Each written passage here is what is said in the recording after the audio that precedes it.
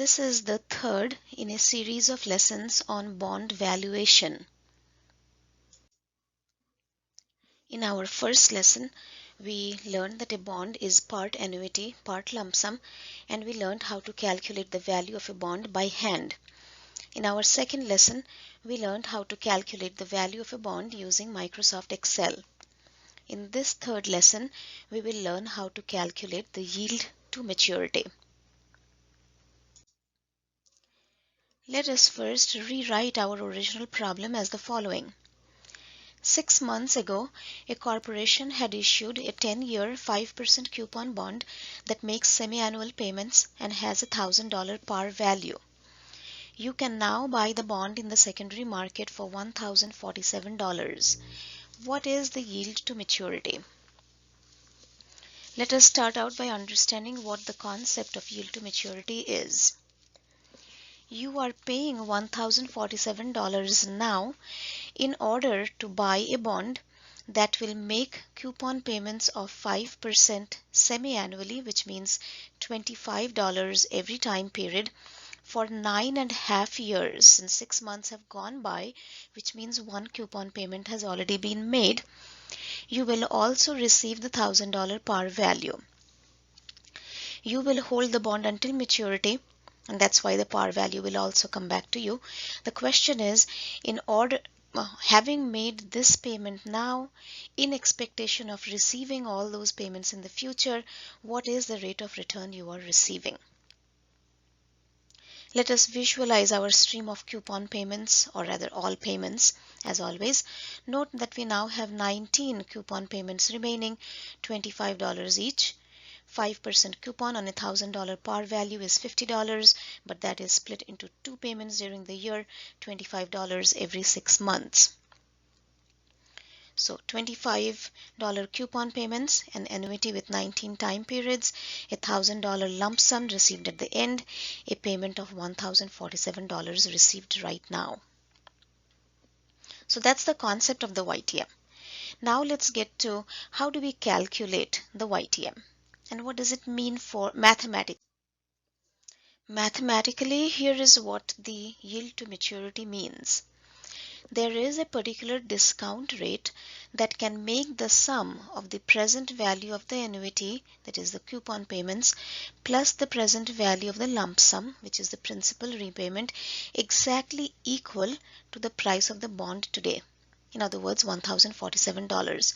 That discount rate is the yield to maturity.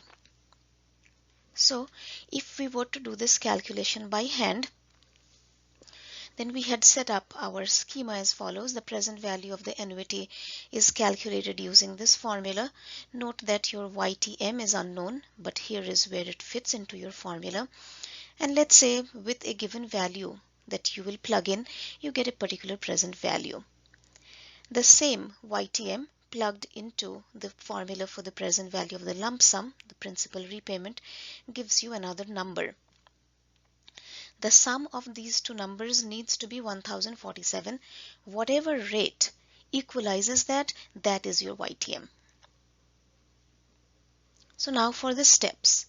How would you know where to start and how would you get to the YTM if you were doing manual calculations? So if you attempt the calculation by hand, here is how you go about it. Since the price that you are paying for the bond, $1,047, is greater than the par value, the $1,000, that means the YTM is less than the 5% coupon rate. So that's your starting point. So you can start with using, let's say, 4% for YTM and calculate the bond price. If you go ahead and do that, you will get $1,078.39 as your answer. This value is higher than the price given to you, the $1,047. Therefore, you infer that 4% is too low. You raise it a little, let's say to 4.25%. You do the calculation again. That gets you to a price of $1,058.12. This is still higher than the $1,047. Therefore, you know that 4.25% is also a little low. So now you raise it Let's say you raise it to 4.5%. Maybe you will not raise it to 4.5, you will raise it to 4.4. In any case, you will raise it a little because you know the 4.25 is too low. So if at all you try it again with 4.5%, you will get a price of $1,038.31.